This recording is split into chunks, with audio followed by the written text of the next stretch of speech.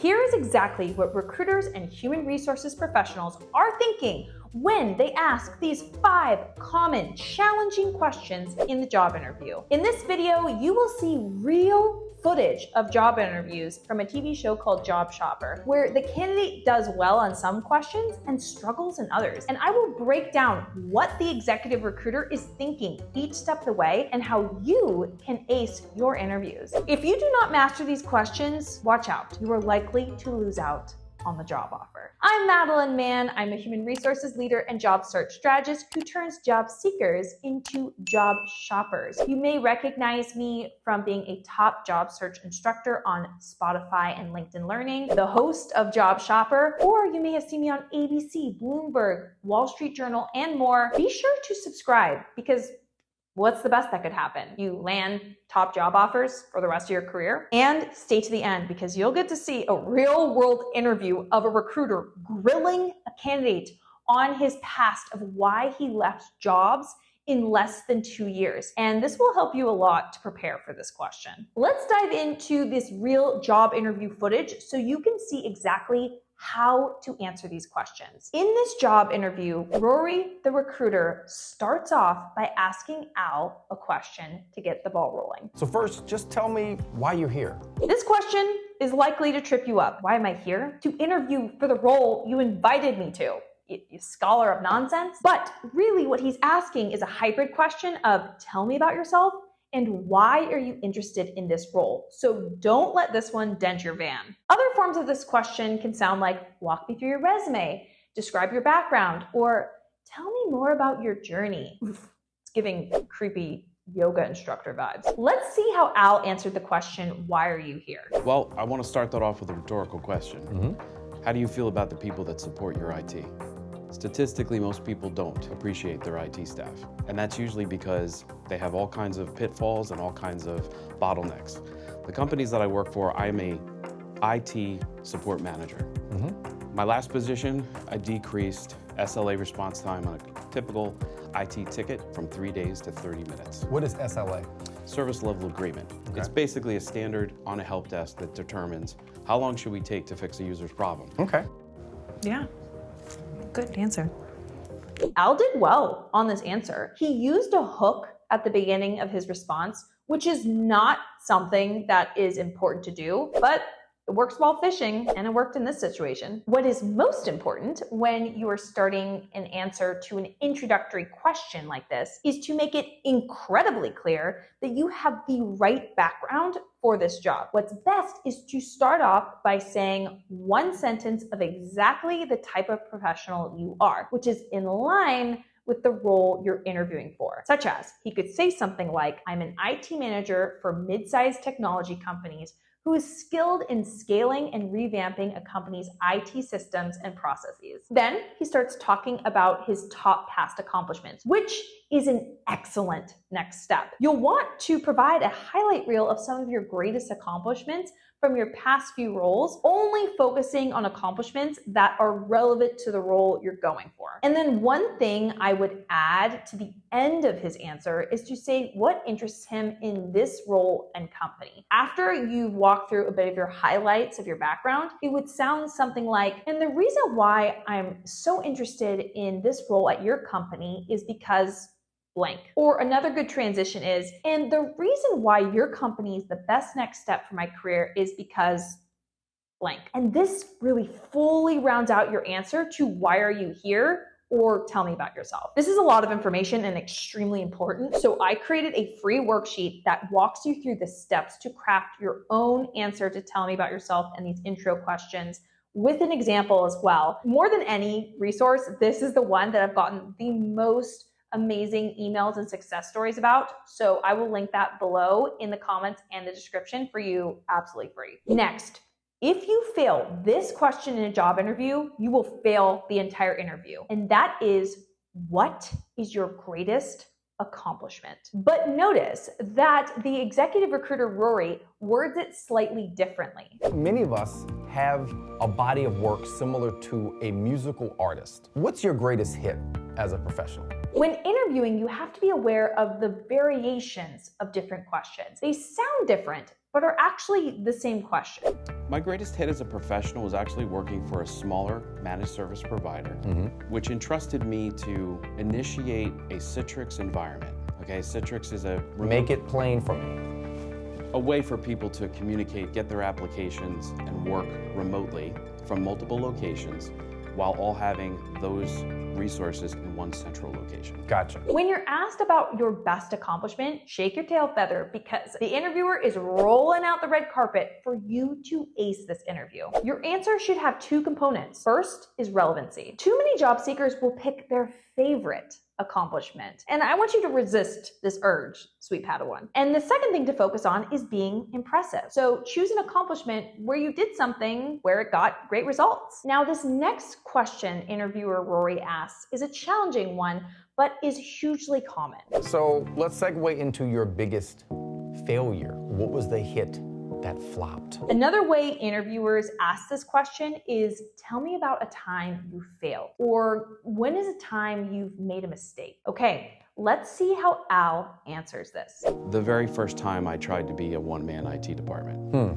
The lessons were a lot more painful to a smaller business owner. What did you learn from that experience? Does that thread go through your career and you go back to that and say, I remember that, I'm not gonna let that happen? Absolutely.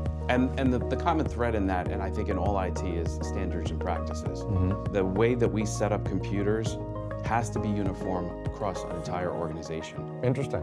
When picking your answer, look for a story in your past where you truly made a mistake or failed. We do not want to dodge this question, but the most important part is, how did you react to that failure? What did you learn? How did you rectify it? A story with a strong lesson is the one you should choose, because the recruiter is not looking for perfection here. Everyone fails, everyone makes mistakes. Instead, what they are looking for is, how do you react when those things happen? Are you a good problem solver? Are you a good learner? The next question recruiters ask so often is, why did you leave your previous jobs? And they're asking this because your answer can yield some interesting insights, such as if you voluntarily left a role for certain reasons, the company is wondering if you'll leave their company for the same reason. Or maybe you were fired and they're curious to hear why, in case that would impact your work here. They are trying to predict your future behavior by looking at your past. Rory is much more pointed with his questioning. Watch how this recruiter grills Al for his short time at previous companies. One thing though I see on your resume that gives me a little bit of pause is